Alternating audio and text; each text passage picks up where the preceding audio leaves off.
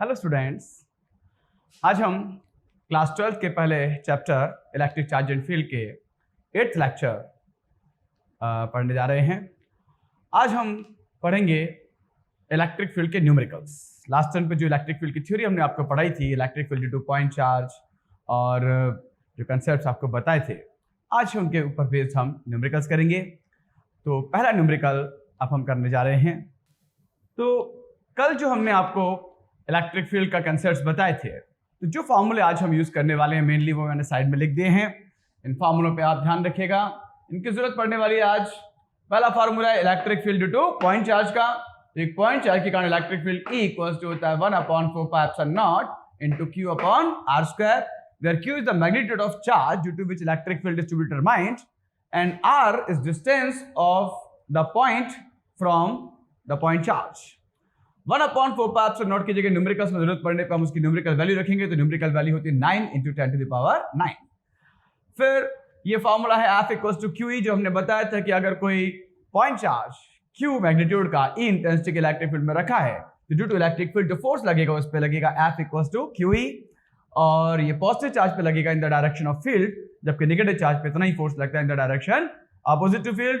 Electric force हो गया। इस फोर्स के कारण जो एक्सेलरेशन प्रोड्यूस होता है, अगर चार्ज पार्टिकल का मास m हो तो A equals to QE upon m, ये भी पढ़ा था अपने लास्ट टर्म पे। और अगर कोई बॉडी जिसका मास m है उसको बैलेंस करना, नीचे की ओर वो जा रही होगी अपने फोर्स ऑफ ग्रेविटी के कारण, वेट के कारण, उसको बैलेंस करने के लिए इलेक्ट्रिक फील्ड अप्लाई करेंगे, तो रिक्वायर्ड इलेक्ट्रिक फील्ड कितनी होगी, या फिर बैलेंस के लिए ये कंडीशन है QE इक्वल्स टू mg। इन फॉर्मूलों का, इन कंसेप्ट्स का आज हम यूज करने वाले हैं। तो चाहे तो आप इनको फॉर्मूलों को नोट कर लीजिए वीडियो को पॉज करके, और ये फॉर्मूले आज अपन इस्तेमाल करेंगे, इनका यूज करेंगे। और एक बात का विशेष ध्यान रहे कि इलेक्ट्रिक फील्ड एक वेक्टर क्वांटिटी है। वेक्टर क्वांटिटी तो उसमें नॉट ओनली मैग्नीट्यूड बल्कि डायरेक्शन भी होगा। और ऐसे क्वेश्चंस जिनमें एक से ज्यादा चार्ज के कारण एक से ज्यादा इलेक्ट्रिक फील्ड निकालनी हो किसी पॉइंट पर, तो वहां पर याद रखिएगा कि हम जितनी भी इलेक्ट्रिक फील्ड्स निकालेंगे सबके मैग्नीट्यूड के साथ साथ डायरेक्शन भी निकालेंगे। एंड देन जब सम करेंगे, टोटल निकालेंगे, तो कौन सा सम करेंगे? वेक्टर सम, यानी प्रिंसिपल ऑफ सुपरपोजिशन यूज करेंगे, याद रखिएगा, ठीक है ना। तो अब हम स्टार्ट करते हैं न्यूमेरिकल। तो पहला न्यूमेरिकल जो है हमारा वो ये है कि what is the magnitude of a point charge due to which electric field at 30 centimetre from it has magnitude 2 newton per coulomb. Clear है? सबसे पहले क्वेश्चन को पढ़ा, ये सिंपल एक फार्मूला बेस्ड क्वेश्चन है। क्वेश्चन को पढ़ते ही सबसे पहले आपको डाटा कलेक्ट करना है कि व्हाट इज गिवन। क्या गिवन है क्वेश्चन के अंदर, आप देखिए। तो what is the magnitude of a point charge, यानी पॉइंट चार्ज का मैग्नीट्यूड, यानी क्यू आपसे पूछ रहे हैं। What is the magnitude of the point charge, मतलब मैग्नीट्यूड ऑफ पॉइंट चार्ज क्या होगा? क्यू आपसे पूछ रहे हैं। और आपसे पूछ रहे हैं due to which electric field at 30 centimetre from it. Centimetre metre में कुछ भी दिया होता है वो डिस्टेंस होता है, डिस्टेंस को डिनोट करते हैं किससे? आर से। तो आर आपको दिया 30 सेंटीमीटर, लेकिन ध्यान रखना कि अगर सेंटीमीटर में, मिलीमीटर में दिया है और अपन चेंज करेंगे इकाई में, मीटर्स में, to convert centimetre into metre हमने आपको बताया था। बड़े बच्चे क्या करते हैं? 10⁻⁻² का मल्टीप्लाई करते हैं, तो सेंटीमीटर मीटर में कन्वर्ट हो जाएगा। और जीरो या डेसिमल्स को भी 10 की पावर में एडजस्ट कर लें तो कैलकुलेशन थोड़ा इजी हो जाता है। तो जीरो को अगर 10 की पावर में एडजस्ट किया तो उसको 3 लिखा हमने, 3 × 10⁻, ये जीरो का 1 - 2 यानी कि -1, तो 3 × 10⁻⁻1 मीटर, ये आ गया आपका आर। क्लियर है कि नहीं? तो आपको क्यू मिल गया, सॉरी आर मिल गया, क्यू पूछ रहे हैं। और एक चीज और दे रखी है, इलेक्ट्रिक फील्ड के बारे में क्या रखा है? Has magnitude 2 newton per coulomb. तो इलेक्ट्रिक फील्ड का मैग्नीट्यूड मतलब इंटेंसिटी ऑफ इलेक्ट्रिक फील्ड है ये ई दे रखी है 2 न्यूटन पर कूलम। याद रखिए भाई, क्यू आपको पूछ रहे हैं, आर दिया है, ई दिया है, और चार्ज के बारे में बता दिया कि पॉइंट चार्ज है। तो फॉर्मूला कौन सा यूज होगा? ये वाला। पॉइंट चार्ज के कारण electric field E equal to होती है क्या? 1/4πε0 Q upon R square। तो अपन मेंशन करेंगे कौन सा फॉर्मूला यूज करने जा रहे हैं अपन। तो by formula E equals to 1/4πε0 into Q upon R square we have. अब इस फॉर्मूले से हमें निकालना क्या है? हमें निकालना है Q।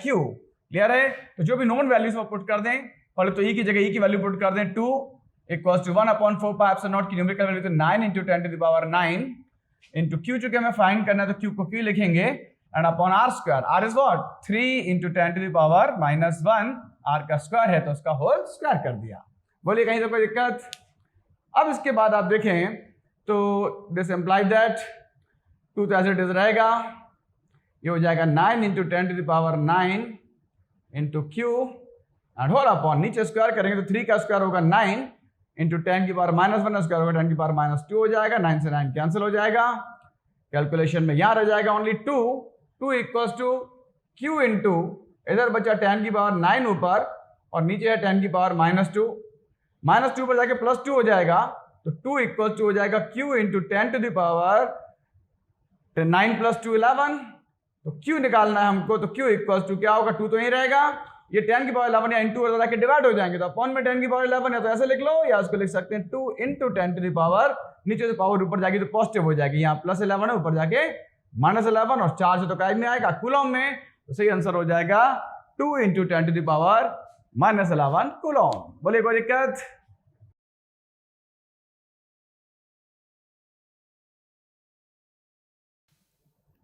तो देखिए बेटा, अब अगला क्वेश्चन ये रहा आपके सामने। क्वेश्चन में आपसे कहा है drop of 10 to the power -6 kg water carries 10 to the power -6 coulomb charge. मतलब एक ड्रॉप है वाटर ड्रॉप, उसके बारे में आपको इतना बता दिया कि उसका मास जो है किलोग्राम में दिया, ऑब्वियसली वो क्या है, मास है, जो चीज किलोग्राम ग्राम में दी होगी वो मास होगी, तो मास आपको दिया है कितना, 10 टू द पावर -6 किलोग्राम। मास को डिनोट करते हैं एम से, तो गिवन में अपन लिख सकते हैं कि एम आपको जो है वो कितना दिया हुआ है, 10 to the power -6 kg। Is that clear? Carries 10 to the power -6 coulomb charge, ये चार्ज है, चार्ज को डिनोट किससे करते हैं, क्यू से, यानी क्यू इक्वल्स टू आपको दे दिया है 10 to the power -6 coulomb. Okay, तो मास दे दिया, चार्ज दे दिया, और आपसे पूछ रहे हैं what electric field should be applied to balance its weight, उसके वेट को बैलेंस करना है हमको, और बैलेंस करने के लिए उसके वेट को कितना इलेक्ट्रिक फील्ड रिक्वायर्ड होगा, ये आपसे पूछा जा रहा है। आपकी सुविधा के लिए उन्होंने जी की वैल्यू आपको दे रखी है कि assume G equals to 10 metre per second square. तो जैसे ही आपने देखा क्वेश्चन में ये कहा है कि कितनी इलेक्ट्रिक फील्ड रिक्वायर्ड है उसके वेट को बैलेंस करने के लिए, जैसे ही ये कंसेप्ट आपने देखा वेट को बैलेंस करना, तो बैलेंस वाला कंडीशन आपको याद आना चाहिए। तो फॉर बैलेंस कंडीशन हमने आपको क्या बताई थी, QE इक्वल्स टू mg, ये कंडीशन लगा देंगे अपन। तो for balance QE equals to होता है mg, एनी डाउट? और देयरफॉर निकालना हमको E है, तो E इक्वल्स टू क्या हो जाएगा, E इक्वल टू हो जाएगा mg upon Q। Any problem? Q equal to mg होती है बैलेंस की कंडीशन, और यहां पर आप देखिए आपको निकालना है E, mg और Q गिवन है, तो उनकी वैल्यूज पुट कर देंगे अपन। तो E equals to what is mg, m is 10 to the power -6, g is 10, mg upon q, q is what, q is also 10 to the power -6, तो 10 की पावर -6 कैंसिल हो जाएगा, आंसर आ जाएगा 10। इलेक्ट्रिक फील्ड की एक यूनिट तो हमने आपको बताया न्यूटन पर कूलम, एक यूनिट और होती है वोल्ट पर मीटर, ये आपको नेक्स्ट चैप्टर पोटेंशियल के बाद समझाएंगे। तो 10 वोल्ट पर मीटर अपना आंसर आ रहा है, बट आप देख रहे हैं 10 वोल्ट पर मीटर भी दो ऑप्शन में दिया, अपवर्ड और डाउनवर्ड। तो यहाँ पे आपका करेक्ट आंसर क्या होगा, तो ये अपन फिगर बना के बता चुके थे कि भाई कोई भी बॉडी जब उसको फ्रीली छोड़ दिया जाता है तो अपने वेट के कारण वो नीचे की ओर आ रही होती है, और जब वो नीचे की ओर ऑलरेडी आ रही है, नीचे की ओर फोर्स ऑलरेडी लग रहा है mg, तो उसको अगर हमें बैलेंस करना है तो उसको इलेक्ट्रिक फील्ड जो हमें अप्लाई करनी पड़ेगी, वो कैसे अप्लाई करनी पड़ेगी, अपवर्ड, ताकि वो रुक जाए, बैलेंस हो जाए, ठीक है ना। तो इसलिए जो डायरेक्शन होगी वो कैसी होगी, इलेक्ट्रिक फील्ड जो अप्लाई करेंगे उसकी डायरेक्शन कैसी होगी, अपवर्ड। समझ में आ गया नहीं? तो right answer will be A, 10 volt पर मीटर अपवर्ड्स। Any problem?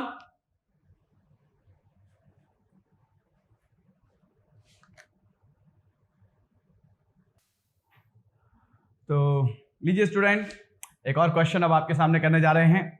अभी जो दो क्वेश्चन हमने लिए थे वो डायरेक्ट फॉर्मूला बेस्ड थे। ये क्वेश्चन जो हम करने जा रहे हैं बड़ा अच्छा इंपॉर्टेंट क्वेश्चन है, एनसीईआरटी के टेक्स्ट बुक प्रॉब्लम है और one of the expected questions. Question को ध्यान से पढ़ेंगे, इसमें आपको कहा है कि 2 पॉइंट चार्जेस, एक को बोला है QA it is equal to 3 microcoulomb. QA इसलिए बोल दिया है, आप समझ जाइए यहाँ पे कि Q फॉर चार्ज, और A बोल दिया मतलब किसी पॉइंट A पर रखा है। And QB equal to -3 microcoulomb, तो दूसरे चार्ज को QB कह दिया, मतलब वो भी चार्ज है लेकिन कहाँ रखा है, पॉइंट B पर, यानी 2 पॉइंट्स हैं A और B, उन पे एक चार्ज रखा है QA और QB। मैग्नीट्यूड दोनों के सेम है, 3 microcoulomb 3 microcoulomb, but QA positive और QB नेगेटिव है। ये बात हो रही है कि जब इलेक्ट्रिक फील्ड इंटेंसिटी हम निकालेंगे किसी भी पॉइंट चार्ज के कारण, तो वो चाहे पॉजिटिव हो या नेगेटिव, इलेक्ट्रिक फील्ड में हम निकालते समय सिर्फ चार्ज का क्या लेते हैं, मैग्नीट्यूड। जैसे फोर्स में निकालते समय हम चार्ज का केवल क्या लेते थे, मैग्नीट्यूड, साइन नहीं लेते थे। ऐसे इलेक्ट्रिक फील्ड निकालते समय भी हम भले ही नेगेटिव चार्ज है लेकिन अपन साइन नहीं लेंगे। तो दो चार्जेस हैं, एक पॉइंट ए पे रखा है, एक पॉइंट बी पे रखा है, एक 3 माइक्रोकूलम एक -3 microcoulomb, are located 20 centimetre apart in vacuum. कहां रखे हैं, वैक्यूम में रखे हैं, एक दूसरे से 20 सेंटीमीटर दूरी पे। मतलब ए और बी के बीच की जो दूरी है, डिस्टेंस इनके बीच का, वो कितना है, 20 सेंटीमीटर। क्लियर है कि नहीं। क्वेश्चन में आगे क्या पूछा है कि what is the electric field at the mid point O of the line joining A B, line A B joining the two charges. यानी दोनों चार्जेस जो एक ए पे रखा है एक बी पे रखा है, उनको ज्वाइन करने वाली जो लाइन होगी वो लाइन ए बी होगी।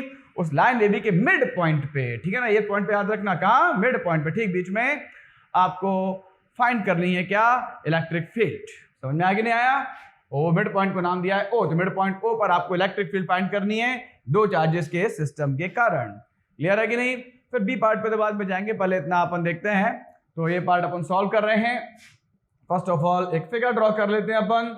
ये है पॉइंट ए और ये है पॉइंट बी। पॉइंट ए पे है चार्ज QA। QA कितना है भाई, 3 microcoulomb.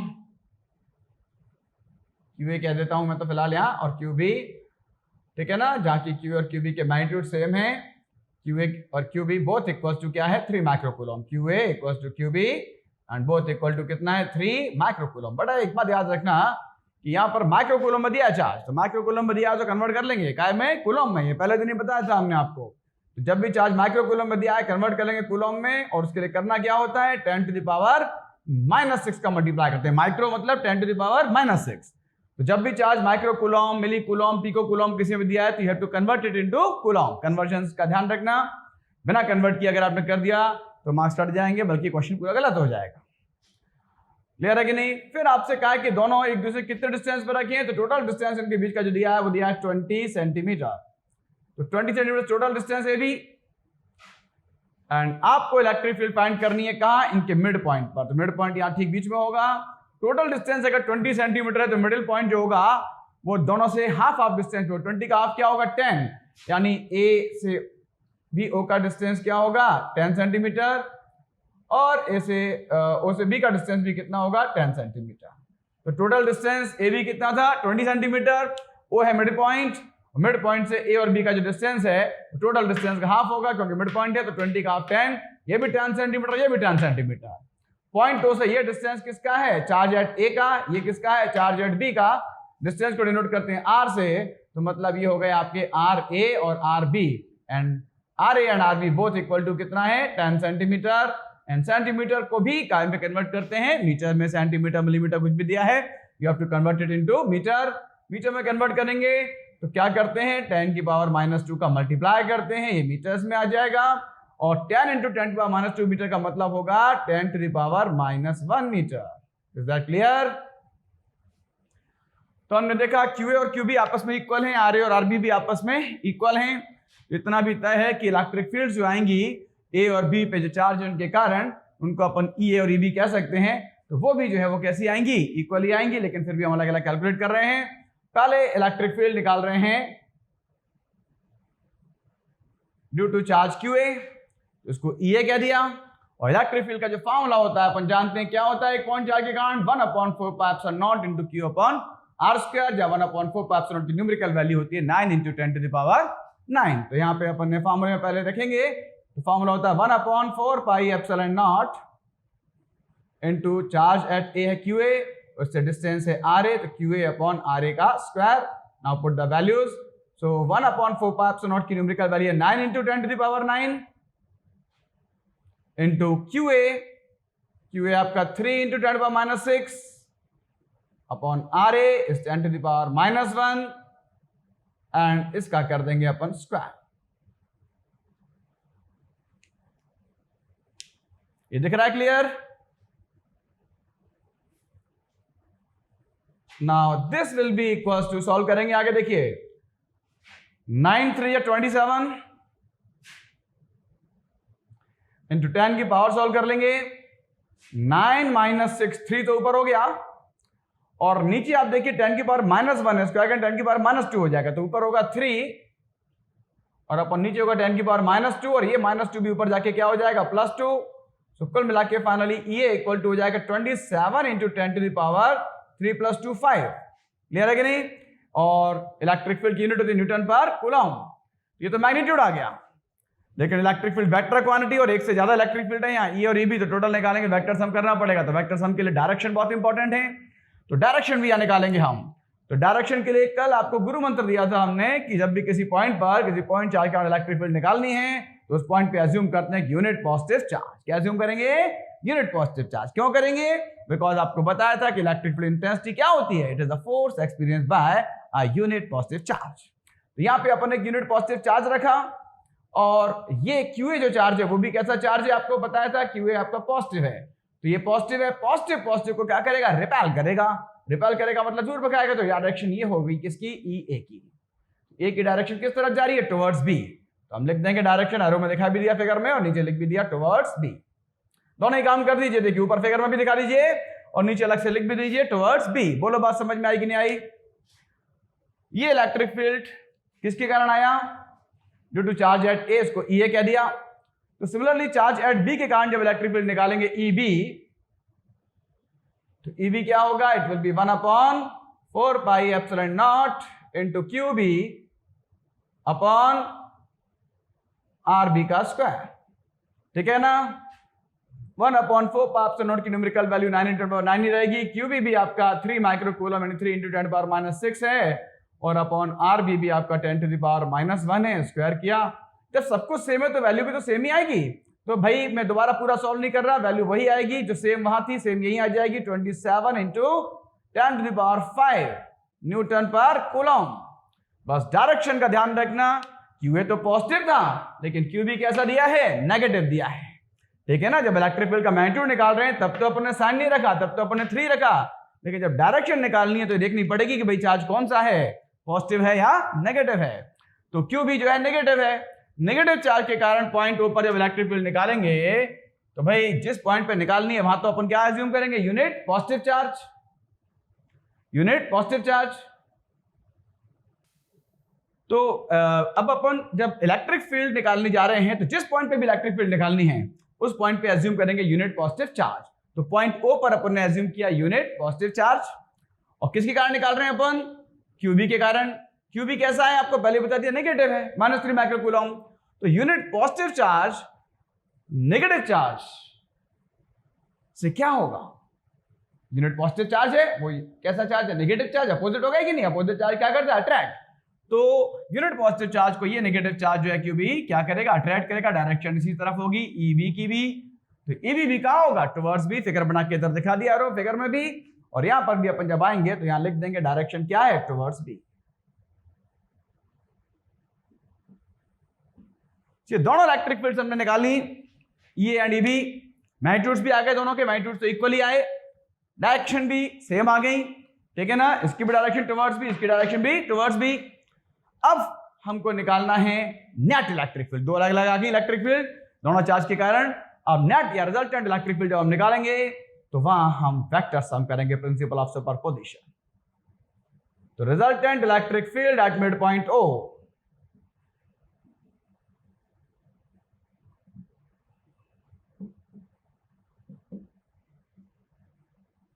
Equals to mid point O पर रिजल्टेंट इलेक्ट्रिक फील्ड जो है, रिजल्टेंट इलेक्ट्रिक फील्ड को इस कह देंगे, is E equals to total electric field को ई कह दिया मिड पॉइंट ओ पर, तो वो दोनों का सम होगी। दो इलेक्ट्रिक फील्ड्स हैं ई एंड ई बी, इनका सम। कौन सा सम? Vector sum. वेक्टर सम में क्या होता है? सिर्फ मैग्नीट्यूड नहीं देखते हैं, डायरेक्शन भी देखते हैं, और डायरेक्शन अकॉर्डिंग डिसाइड करते हैं कि प्लस होगा या माइनस।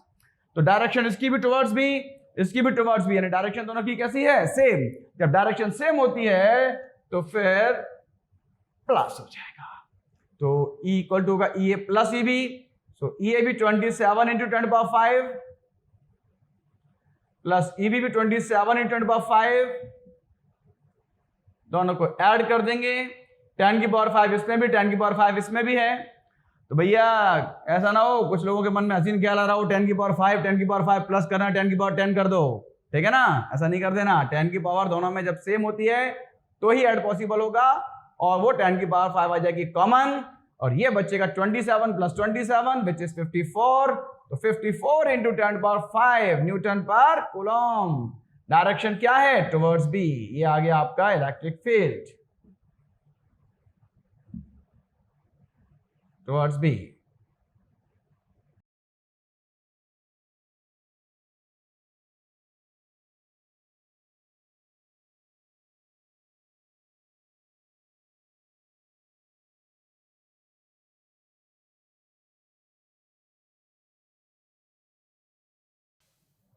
तो ये जो था हमने आपको ए पार्ट सॉल्व करके बता दिया।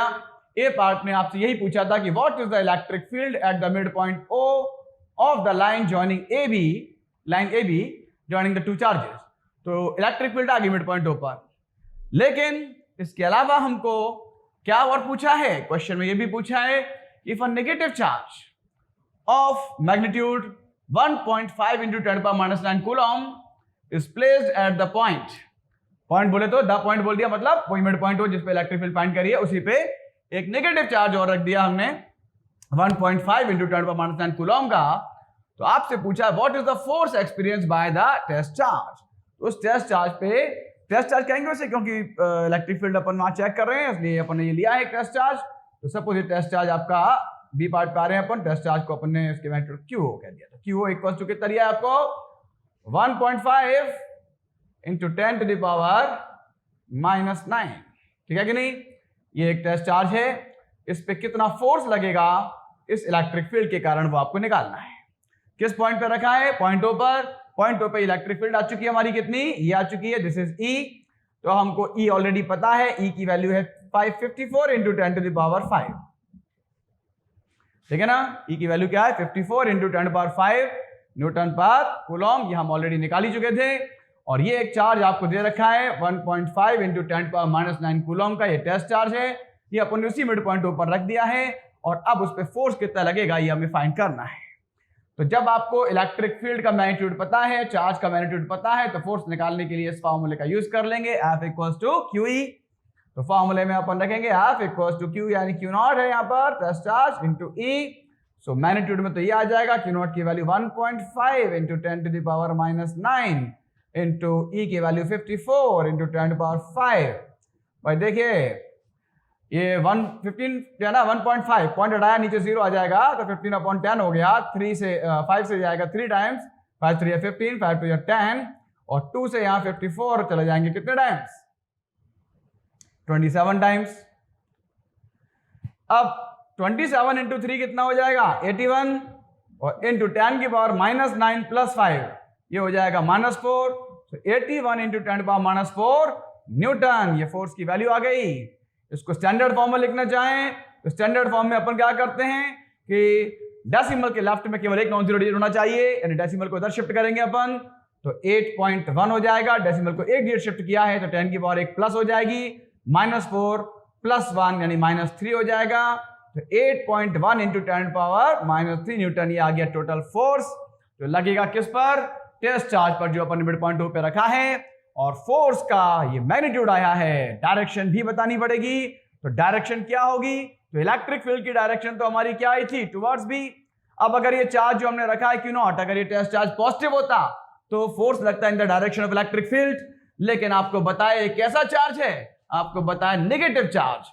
नेगेटिव चार्ज जिस मैग्नीट्यूड का अपन ने रखा है, जो टेस्ट चार्ज नेगेटिव है, तो ये आपको कल ही हमने कंसेप्ट बताया था कि जो force F equal to QE है, ये पॉजिटिव चार्ज पर तो लगता है in the direction of electric field, जबकि नेगेटिव चार्ज पे लगता है in the direction opposite to electric field. ये चार्ज कैसा है? उन्होंने क्या दिया? नेगेटिव, यानी फोर्स लगेगा in the direction opposite to electric field. तो इलेक्ट्रिक फील्ड की डायरेक्शन टुवर्ड्स बी है, तो उसकी अपोजिट डायरेक्शन क्या होगी? टुवर्ड्स ए। तो करेक्ट आंसर ये हो जाएगा हमारा 8.1 इंटू 10 पावर -3, और न्यूटन डायरेक्शन होगी टुवर्ड्स ए। ठीक है ना? Is that clear?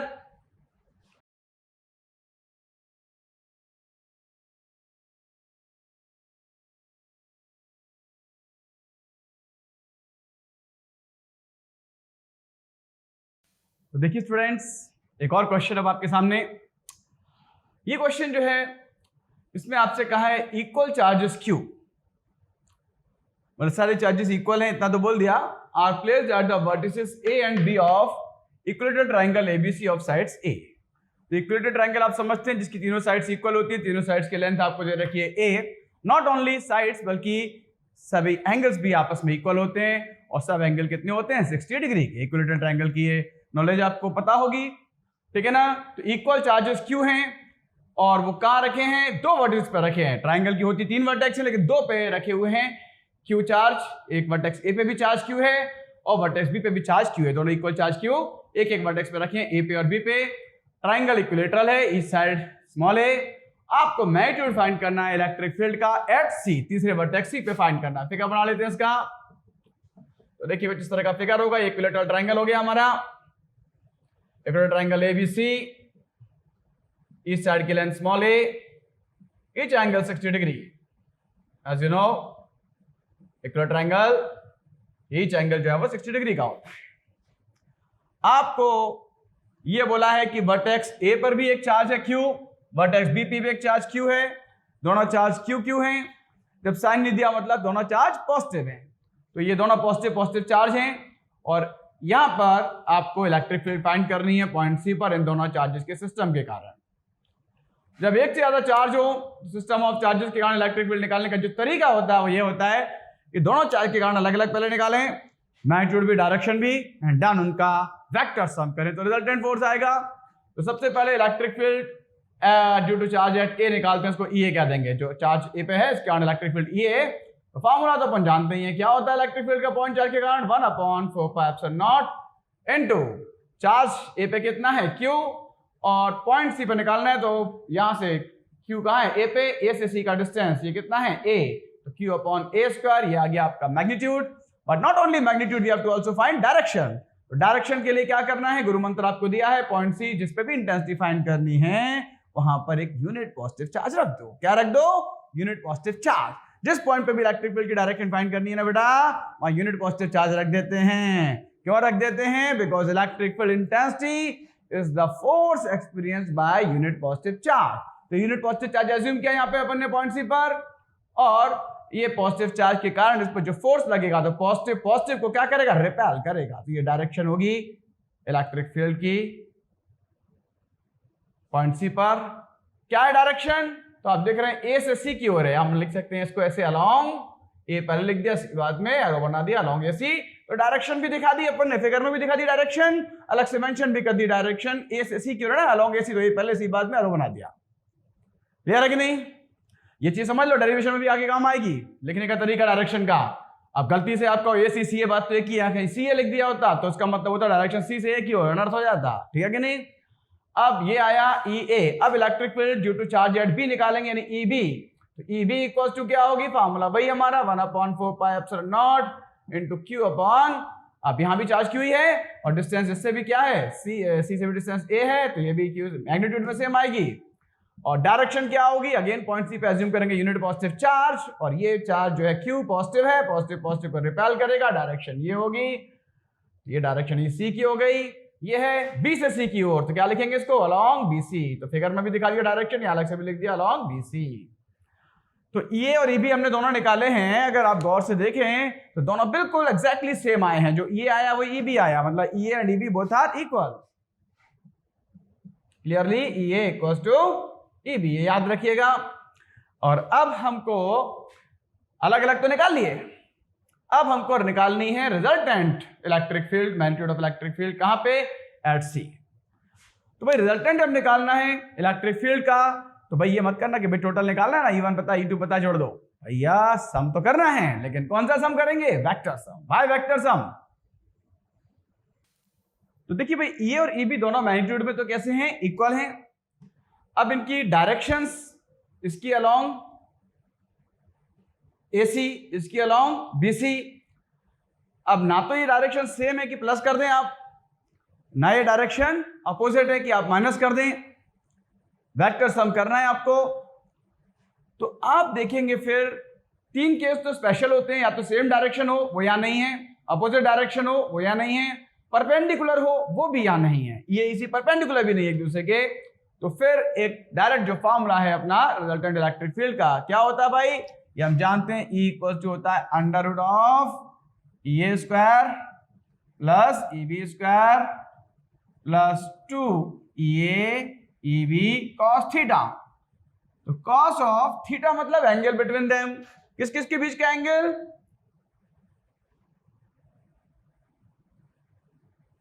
ये सॉरी EB है, किस किस के बीच का एंगल, EA और EB के बीच का एंगल।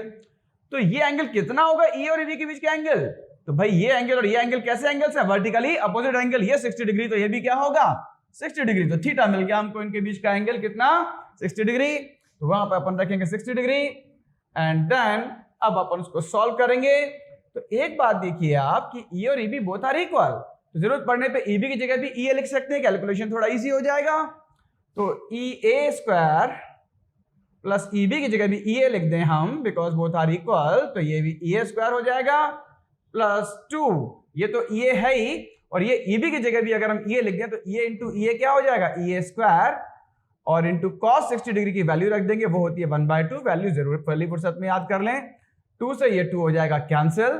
तो अगर आप देखें तो यहां पर आपका EA square plus EA square plus EA square, 2 भी कट गया तो EA स्क्वायर ही रह गया, तो तीनों EA स्क्वायर है, प्लस करेंगे तो क्या हो जाएगा 3EA स्क्वायर, उसमें से EA स्क्वायर का EA रूट से बाहर निकल आएंगे, तो ये हो जाएगा क्या, मैं यहां लिख देता हूं, तो टोटल इंटेंसिटी जो आगे हमारी आ जाएगी √3 इंटू EA, ठीक है ना, 3 तो रूट के अंदर रहा, EA का स्क्वायर था, रूट से स्क्वायर कैंसिल हो गया, तो ये रह गया EA। Now what is the value of EA, तो EA की वैल्यू अपने पास ऑलरेडी है, यहां पर रख देंगे हम, that is equal to √3 into EA है 1/4 pi epsilon naught into Q upon A square. तो फाइनली आप देखेंगे ये हो जाएगा Q √3 upon 4 pi epsilon naught A square, that's answer. Clear है? अब आप कहोगे कि भाई सर इसमें भी तो आपको पता है numerical value 1/4 pi epsilon not की 9 × 10⁹ होती है, यहाँ क्यों नहीं रखी? तो भैया यहाँ ना तो Q की न्यूमेरिकल वैल्यू दे रखी, ना R की न्यूमेरिकल वैल्यू दे रखी, जब Q और R की न्यूमेरिकल वैल्यूज नहीं दे रखी हैं तो 1/4 पाई एप्सिलॉन नॉट की भी न्यूमेरिकल वैल्यू रखने की जरूरत नहीं है। तो यही आंसर हो जाएगा Q √3 upon 4 pi epsilon naught A square. Any doubt? देखिए स्टूडेंट्स, ये अगला क्वेश्चन अब आपके सामने है। इस क्वेश्चन में ध्यान से पढ़िए, क्या गिवन है, क्या फाइंड करना है। तो क्वेश्चन की पहली लाइन पढ़ेंगे अपन, उसमें लिखा है इनफाइनाइट चार्जेस। जैसे ही देखा इनफाइनाइट, बच्चा पहले घबरा गया, और ये इनफाइनाइट चार्जेस, अरे तो बड़ा ये खतरनाक क्वेश्चन हो गया, ऐसा नहीं है, ठीक है ना। पहले क्वेश्चन को ध्यान से पढ़िए। Infinite charges of magnitude Q each are lying at x equal to 1, 2, 4, 8, dash dash dash meter on x axis। तो इनफाइनाइट देख के बहुत से बच्चे घबरा ही जाएंगे, हाथ ही नहीं डालेंगे, बड़ा खतरनाक क्वेश्चन है भैया ये तो, ठीक है ना। ऐसा कुछ नहीं है, कोई भी क्वेश्चन हो पहले तसल्ली से उसको एक बार पढ़ लो, क्या दिया है वो समझ लो, उसकी तस्वीर दिमाग में बैठा लो। तो यहां पर क्वेश्चन के अंदर आपको एक्स एक्सिस की बात कर रहे हैं, एक्स एक्सिस पे ये सारे चार्जेस रखे हैं, सबका मैग्नीट्यूड Q है, जितने भी चार्जेस हैं इनफाइनाइट, लेकिन सबका मैग्नीट्यूड कितना है Q। तो Q मैग्नीट्यूड के जब इनफाइनाइट चार्जेस यहाँ पे रखे हुए हैं, एक्स एक्सिस पे रखे हैं सबके सब, और x = 1, 2, 4, 8 ऐसे अपन सजा देंगे पूरी झांकी। और आपको क्या कहा है, आपको कहा है the value of intensity of electric field find करनी है आपको, कहां एट x = 0, x = 0 ऑरिजिन पे, नेगेटिव चार्ज में जाना ही नहीं है, 0 से स्टार्ट करेंगे एक्सिस, इंफिनिटी तक ले जाएंगे पॉजिटिव डायरेक्शन में, सारे चार्जेस अपन सजा देंगे जहां जहां उन्होंने कहा है 1 पे, 2 पे, 4 पे, 8 पे, ठीक है ना, एंड सो ऑन। सारे चार्जेस का मैग्नीट्यूड सेम होगा Q, और इन सब के कारण x = 0 पे हमें क्या करनी है, इलेक्ट्रिक फील्ड फाइंड करनी है। तो देखिए ध्यान से, सबसे पहले इसकी झांकी सजाते हैं हम। ये है एक्स एक्सिस, x = 0 से स्टार्ट है, इंफिनिटी तक जा रही है ये, अप टू इंफिनिटी।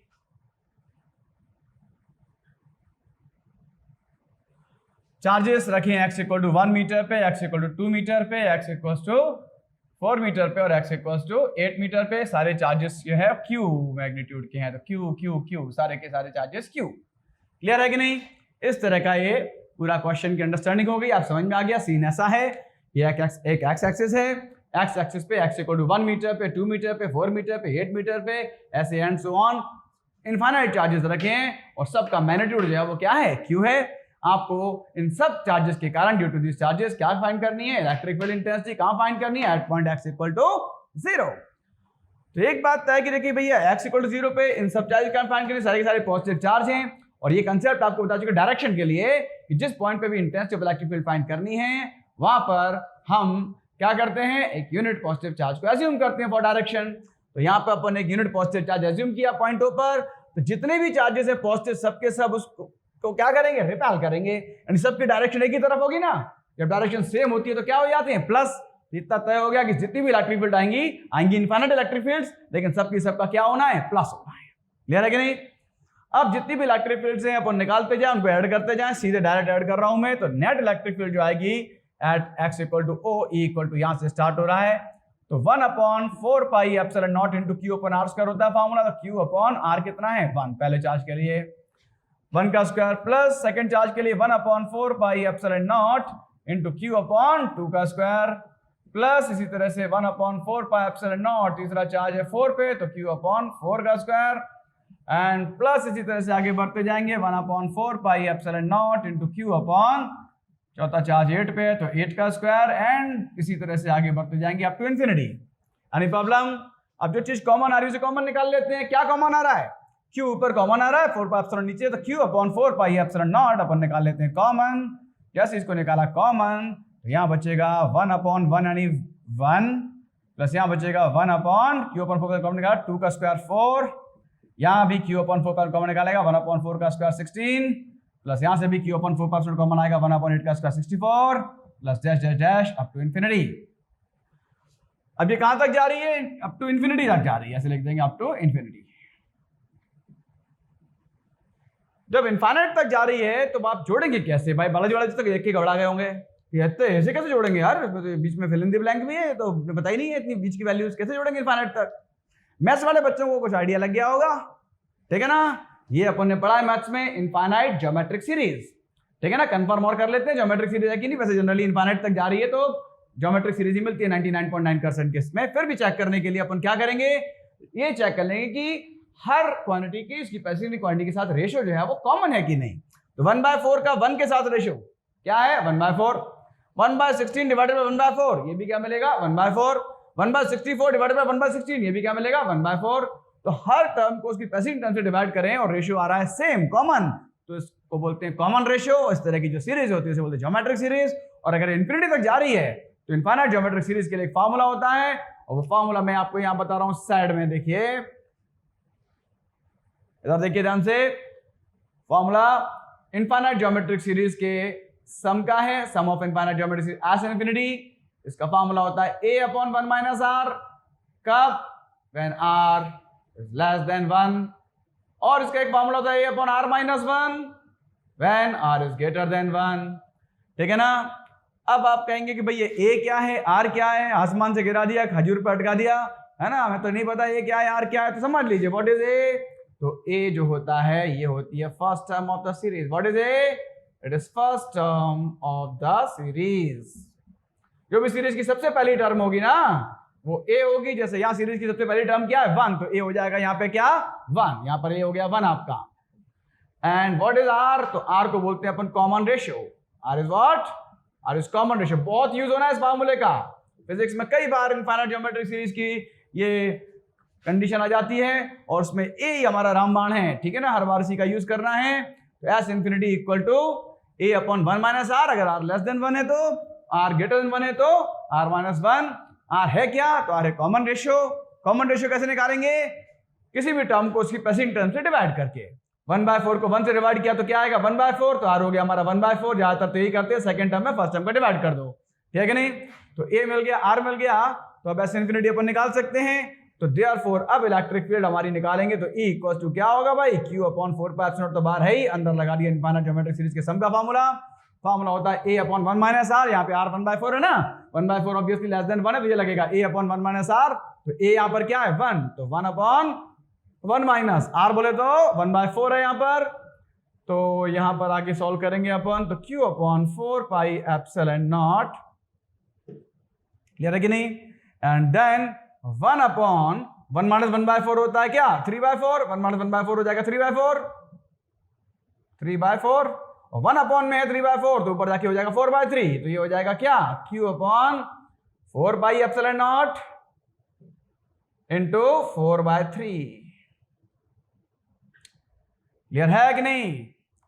तो यहां पर अभी आप देखिए जितनी भी न्यूमेरिकल वैल्यूज हैं यहां पर भाई 1/4 के टर्म्स में नहीं है, इसकी वैल्यू रखनी पड़ेगी हमको, तो उसकी वैल्यू रख देंगे अपन, ठीक है ना। तो 1/4 की न्यूमेरिकल वैल्यू 9 × 10⁹, ठीक है ना, इंटू क्यू और इंटू 4/3।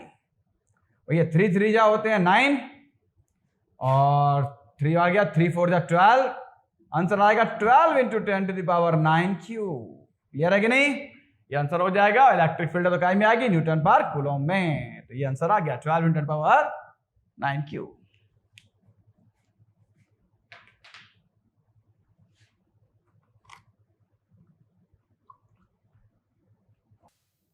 तो स्टूडेंट्स उम्मीद है कि क्वेश्चन समझ में आ रहे होंगे, मजा आ रहा होगा, ग्रिप बन रही होगी, ठीक है ना।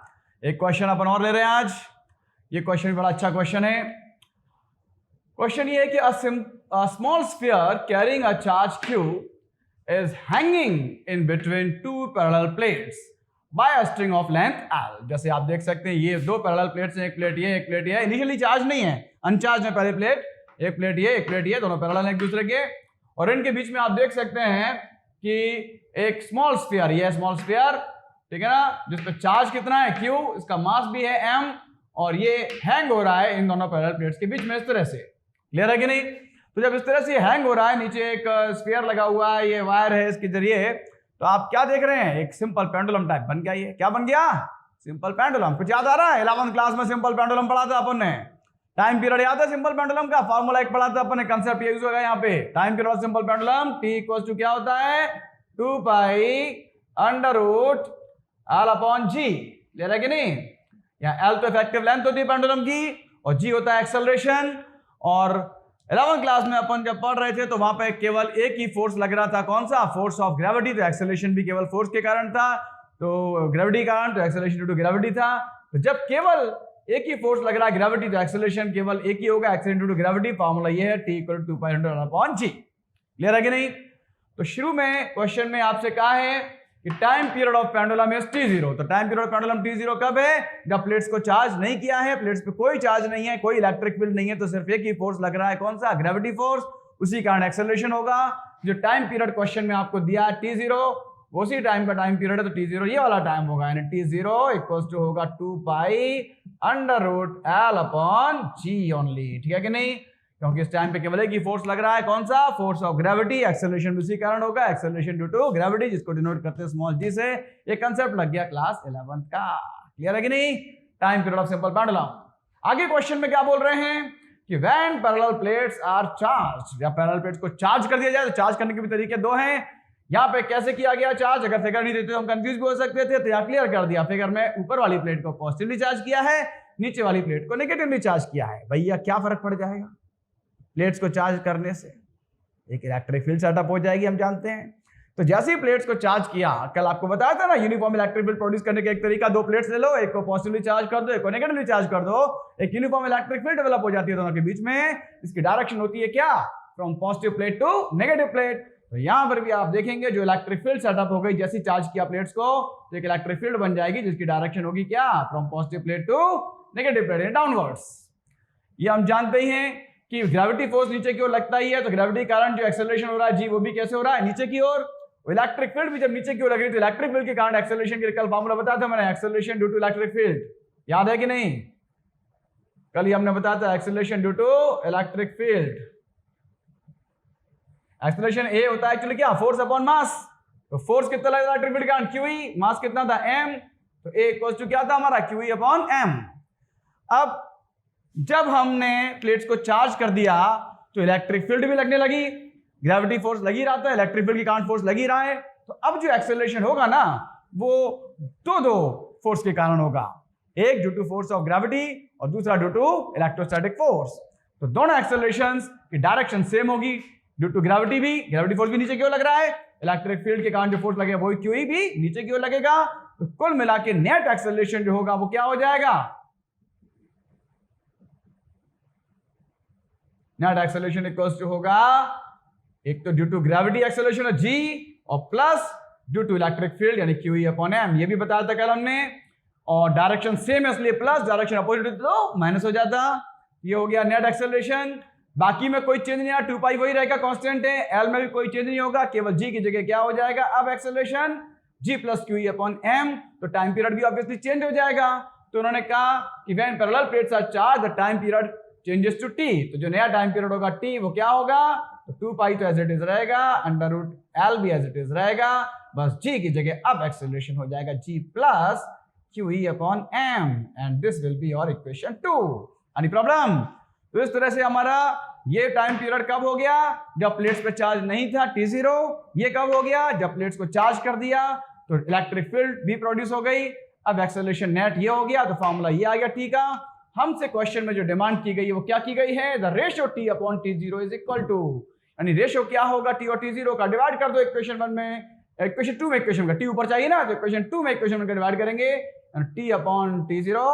इक्वेशन 2 की राइट हैंड साइड लिखेंगे ऊपर पहले 2 पाई, तो under root L upon g plus Q upon M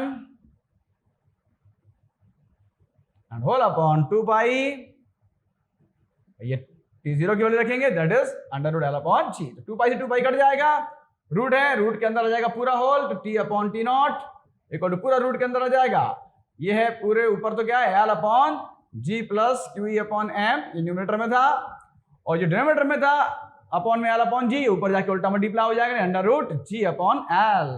तो भैया एल से एल हो जाएगा कैंसिल, तो रेशियो आएगा क्या, भाई रेशियो में पावर दे रखी है 1/2, तो रूट का मतलब भी हम जानते हैं पावर 1/2, तो रूट हटा दो, रूट की जगह पावर क्या ले लेंगे अपन 1/2। ऊपर न्यूमरेटर में आएगा जी और डिनोमिनेटर में क्या आ जाएगा हमारा जी प्लस क्यू अपॉन एम। ये तो आपको पता ही होगा, स्क्वायर रूट का मतलब होता है पावर 1/2। ये हमारा आंसर आ गया। t और t0 का जो रेशियो है, क्योंकि t और t0 का चाहिए तो t वाली यानी इक्वेशन 2 में इक्वेशन 1 का डिवाइड करेंगे, ये आ गया g upon G plus Q upon M to the power 1/2। कौन सा ऑप्शन है ये है ऑप्शन सी। क्लियर है कि नहीं? तो स्टूडेंट्स, जो भी आप चैप्टर में पढ़ाता जा रहा हूं थ्योरी को ध्यान से सुनो। थ्योरी के दौरान ही मैं न्यूमेरिकल्स में क्या करना है वो थ्योरी के दौरान ही क्लियर कर देता हूं। पूरी न्यूमेरिकल ओरिएंटेड थ्योरी होती है, और अगर आप इन वीडियोस को अच्छी तरह से देख रहे हैं, कॉपी पेन लेके साथ में बैठिए, जो भी इंपॉर्टेंट बातें, जो भी इंपॉर्टेंट कॉन्सेप्ट्स बता रहा हूं साथ में नोट करते चलिए, और आपको बहुत मजा आने वाला है। जैसे जैसे हम आगे बढ़ते आ रहे हैं, हमारे कॉन्सेप्ट मजबूत होते जा रहे हैं। ये फिजिक्स जिसके कि लोग डरते हैं, घबराते हैं, ये न्यूमेरिकल्स, डेरिवेशंस, ठीक है ना, आपको ये बहुत हल्के लगने वाले हैं अगर आप मेरे वीडियो इस तरह से वॉच करते रहे तो।